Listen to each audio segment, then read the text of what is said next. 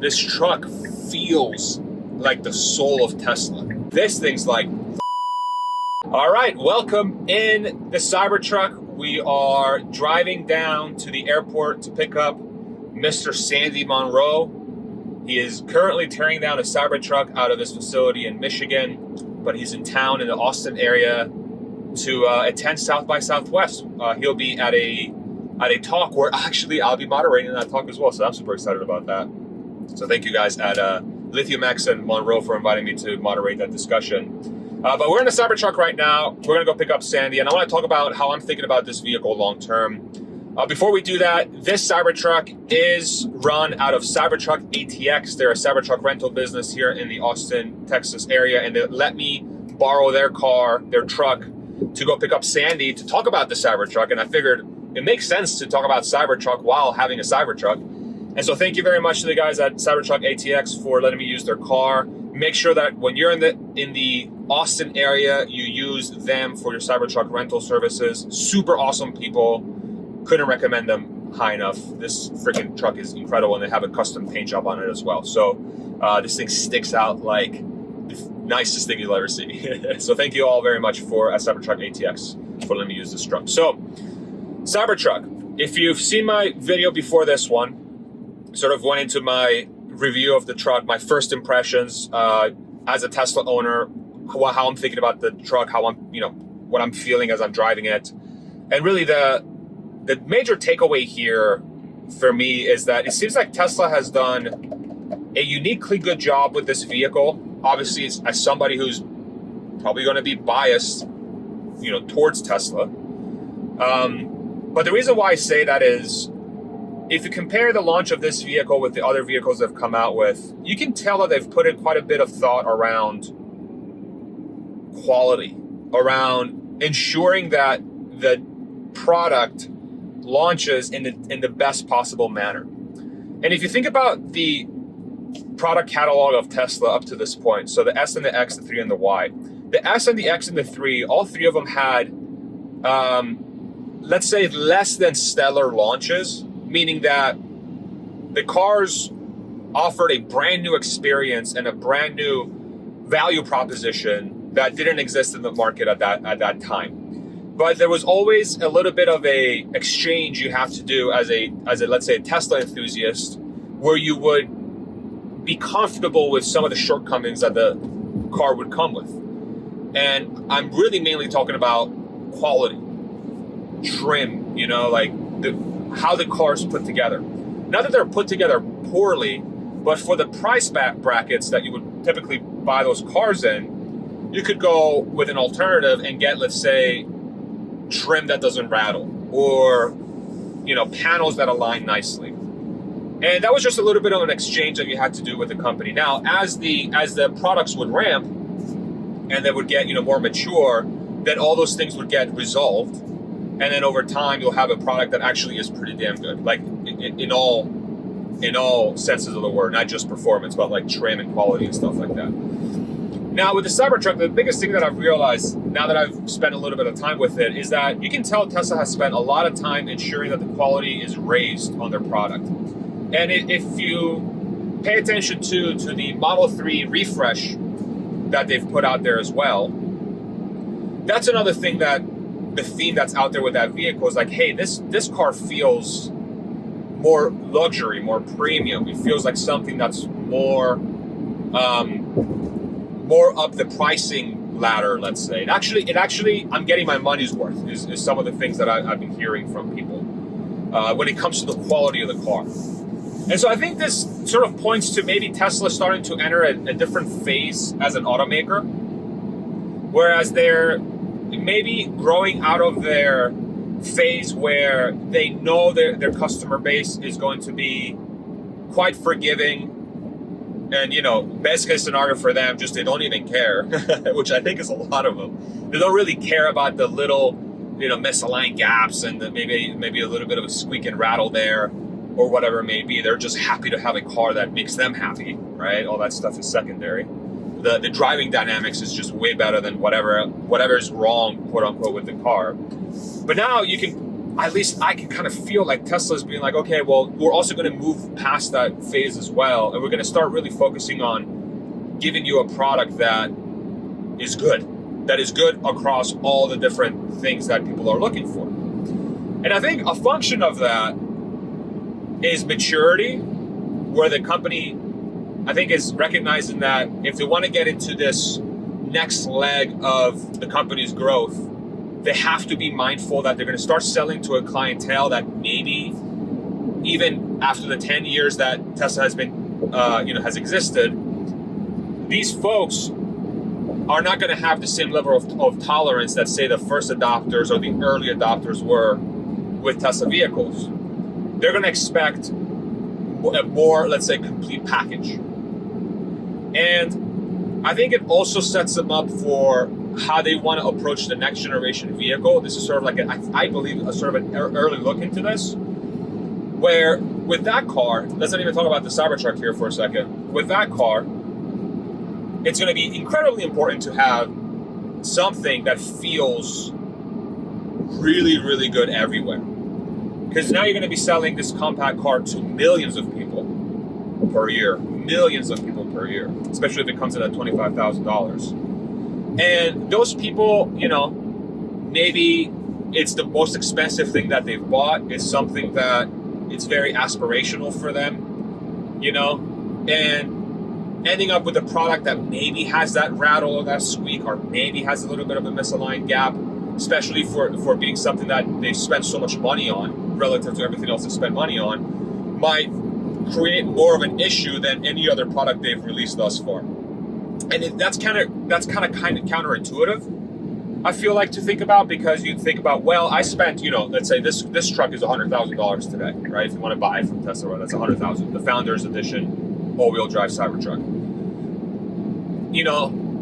You think those people would want something that's super, super high quality for that money, and of course they would, but they're also, I think, going to be more forgiving when something minor is off, because it's something that they really want, and it's probably not the most expensive thing they've purchased. So it's relative, it's a relative thing. And so I think if you're somebody who's coming to the brand for the first time, you're not going to have that feeling anymore of, potentially of, yeah, I love my car, but, my Panamera had better quality.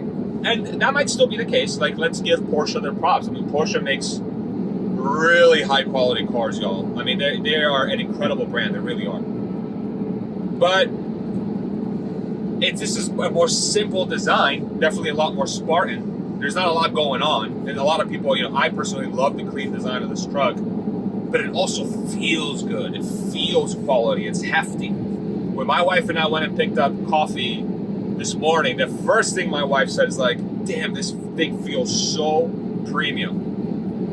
And that is, I think, if you're a fan of the company, if you're somebody who follows the company very closely, and you're looking for, hey, where is the company improving? Quality is definitely one of the things that Tesla seems to be taking a lot more seriously now. And good for them for doing that, because it's, it's been one of those weaknesses that they've had for a minute. Not that it really detracted from the product, in my opinion. I don't think it did, because it just offered so much on top of that. Whereas maybe, they had to give a little bit up to be able to get where they're at, especially if they want to be a profitable electric vehicle maker, which, I don't know if you follow the industry, but it's a very difficult thing to do. But now it seems like they're also prioritizing that quality, that the car feels good. And for some people, it's like, well, it's a little too late. Like, they've been around for a while. They should have had this already figured out for a minute. Maybe. But, they've also been able to reach this point while being a profitable electric vehicle maker.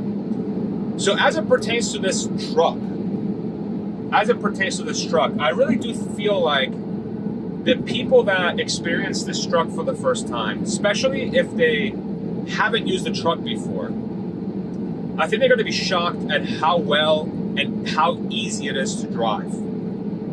It really does feel like a car.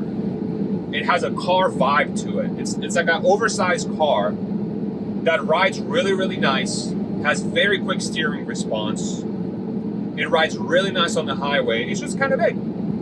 It's kind of big. And if you're coming from a pickup truck, this is where I'm really curious to hear people's thoughts. And this is where I'm excited to take this truck potentially and do a lot of ride-alongs and reactions from people that are like truck owners for life. Is to get their reaction on the smoothness, the usability, the livability. And my gut tells me is that truck people are going to be pleasantly surprised at just how easy it is to drive and how functional it is as well. It's not going to give you the same performance as a F250, let's say, where you need to haul 14,000 pounds across country. You're just not going to get that in this truck. The battery technology is not there. We don't have the energy density that's required for you to be able to do that with ease. You'll have to stop every 150 miles probably less. And depending on the trim that you have, if you don't have the range extender, to charge your truck. This truck can't do that. But for everything else, like I feel like it can do that. I feel like it can do everything else, But I'm not a truck guy. And this is where I'm really curious to get truck people's opinion on this truck, especially as we see more and more of them in Austin. By the way, as I've been driving around the city here in Austin, Texas, I'm seeing a little bit more Cybertrucks than I usually do. It would be rare for me to stumble upon a Cybertruck on every drive. For my last 4 drives, I've run into a Cybertruck. And it makes sense. They're ramping the Cybertruck here. I live in a specific area that probably, it's maybe Tesla's clientele lives in that area, but leaving that area and going into Austin, it seems like they're getting a little bit more Cybertrucks out there in the wild, which is obviously great to see. So we'll see. I would be surprised if the company decides to keep the number of Cybertrucks capped at 250,000 per year. My gut tells me they have room for a lot more if they wanted to. Just the initial reaction from this truck, from the people just looking at it, and all the different reviews that I've seen and experienced it firsthand. I think when you get somebody in the truck, in this truck specifically, I think they're gonna experience this and they'll be like, okay, this is freaking sick, And I think the biggest takeaway they'll have is that they're surprised at how easy it is to drive. It's not just like, it looks incredibly intimidating. That's what my wife said. It's like, this is too much car for me. That's what she said. And she didn't drive it yet. And I'm like, one of these days we'll put you behind the wheel once you're ready, and then let me know if you still feel that way. But there is definitely like a gating factor for some people to get comfortable with this thing, There's definitely, this is not like it's not a car that just says, it doesn't give you a hug.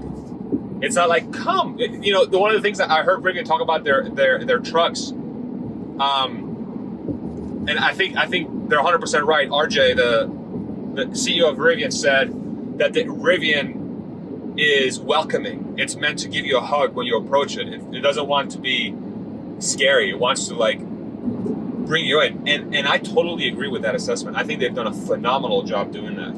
It is a very welcoming truck. This thing's like, fuck you. Which kind of aligns with Elon's little alter ego that he's been on X as of late. Which for me, I personally, I like it. I like that attitude of, that hardcore, and especially having worked at Tesla, I know the DNA of that company. I know how people are wired. This truck feels like the soul of Tesla. It does have a lot of soul. It really does. But that's maybe for somebody who has followed the company very closely and is very intimate with the story. So I think that's the best way for me to end this video. This truck feels like the soul of Tesla.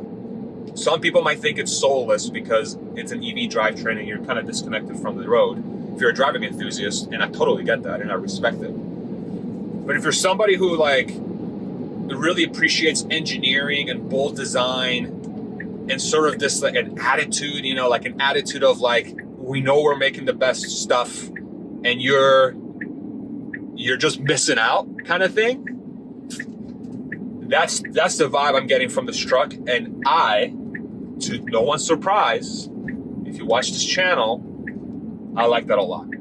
So we'll call it there. We're at the airport. We're going to pick up Sandy. It looks like the detection thing is set too early. I was quite far away from that car. But yeah, we'll do some videos with Sandy, get his reaction on the truck. They're starting to tear down the truck over at Monroe and Associates. So I'm really curious to see what they found out so far, and what better way to get their thoughts on the Cybertruck than with the Cybertruck.